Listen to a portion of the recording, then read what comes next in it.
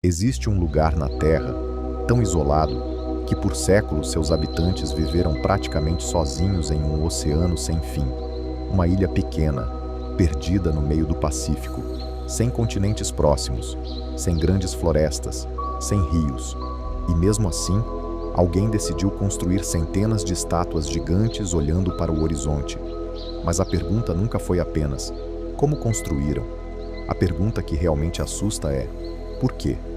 Bem-vindo a Rapa Nui, o lugar que o resto do mundo chama de Ilha de Páscoa. Por milhares de quilômetros, só existe oceano. Quando você olha um mapa, percebe uma coisa estranha. Não existe quase nada perto dela. Para quem vivia ali antigamente, aquilo era o mundo inteiro. Os antigos habitantes chamavam aquele lugar de Tipito Tirrenoa, o umbigo do mundo. Imagine acordar todos os dias e saber que em qualquer direção existe apenas mar, e no meio disso surge uma civilização que esculpiu pedra, observou o céu, criou símbolos, criou rituais e deixou um dos maiores mistérios da humanidade.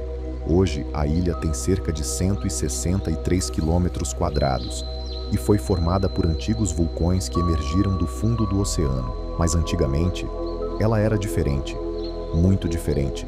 Antes das paisagens abertas que existem hoje, havia vegetação maior e espécies que desapareceram com o tempo. Evidências indicam que a ilha já teve cobertura vegetal muito mais rica do que atualmente, e a vida ali era silenciosa. Não existiam grandes mamíferos terrestres, não existiam predadores enormes. A fauna era dominada principalmente por aves marinhas e espécies adaptadas ao isolamento. E então, em algum momento da história, seres humanos chegaram e mudaram tudo. Mas existe uma pergunta ainda mais impressionante do que os moais. Quem eram as pessoas que construíram tudo isso? Porque quando você olha para a Ilha de Páscoa, não parece um lugar feito para uma grande civilização. É pequena, isolada, sem grandes recursos. E mesmo assim, alguém chegou até ali e ficou. A teoria mais aceita hoje é que navegadores polinésios chegaram à ilha muitos séculos atrás usando grandes canoas e navegação por estrelas, correntes e observação do oceano. Imagina isso, sem GPS, sem mapas modernos, sem motores, só o mar. E em algum momento, eles encontraram uma pequena ilha perdida no meio do Pacífico. Não existe certeza absoluta de como foi esse primeiro dia, mas provavelmente foi o início de um mundo completamente novo. Eles passaram a viver ali, construíram casas, criaram plantações, pescaram, desenvolveram crenças, e aos poucos nasceu o povo que hoje conhecemos como Rapa Nui. As casas tradicionais eram baixas, compridas e feitas para resistir ao vento constante da ilha.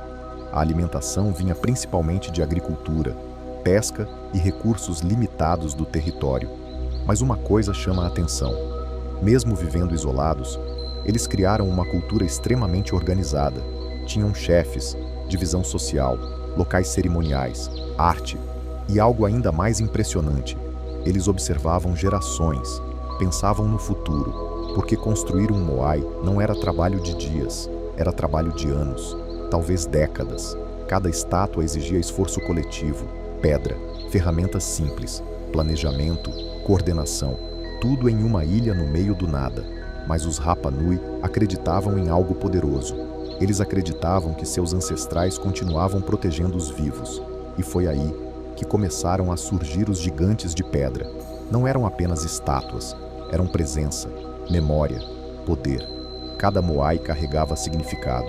E quanto maior, maior o prestígio. A ilha começava a mudar. E logo, centenas de rostos apareceriam olhando silenciosamente para o horizonte. Mas existe um detalhe estranho. Eles não olham para o mar.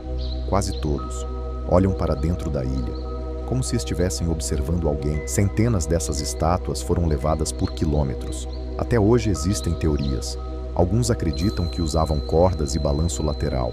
Outros acreditam em sistemas de troncos e força coletiva. Mas existe algo curioso. Os antigos habitantes diziam que os moais caminhavam. E quando você vê alguns testes modernos, parece quase impossível não imaginar isso. Mas os moais nunca foram apenas esculturas. Eles representavam ancestrais, proteção, autoridade. Quanto mais importante o líder, maior era o gigante que o representava. E quase todos olhavam para dentro da ilha, como se continuassem observando seu povo. Mas então, alguma coisa começou a mudar. A população cresceu, os recursos ficaram menores, as árvores desapareceram, a paisagem mudou. Durante muito tempo, muita gente acreditou que a ilha entrou em colapso completo. Hoje, os pesquisadores discutem uma visão mais complexa: mudanças ambientais, transformações sociais e adaptação ao longo do tempo. A história parece ter sido mais complexa do que apenas destruição total, e os gigantes começaram a cair. Anos depois, exploradores chegaram, encontraram uma ilha silenciosa, mas os rostos de pedra continuavam ali, parados, observando. E até hoje, ninguém olha para um Moai sem fazer a mesma pergunta: como uma civilização tão isolada conseguiu criar algo tão gigantesco? Talvez o maior mistério da Ilha de Páscoa não seja como moveram as estátuas. Talvez seja entender como um povo tão distante conseguiu deixar uma marca tão grande na história. Porque no fim, o oceano isolou Rapa Nui do mundo, mas nunca conseguiu apagar sua história. Se existe um lugar que prova que o ser humano consegue criar coisas extraordinárias, mesmo nos lugares mais improváveis, esse lugar é a Ilha de Páscoa. E talvez os gigantes de pedra ainda estejam olhando, esperando,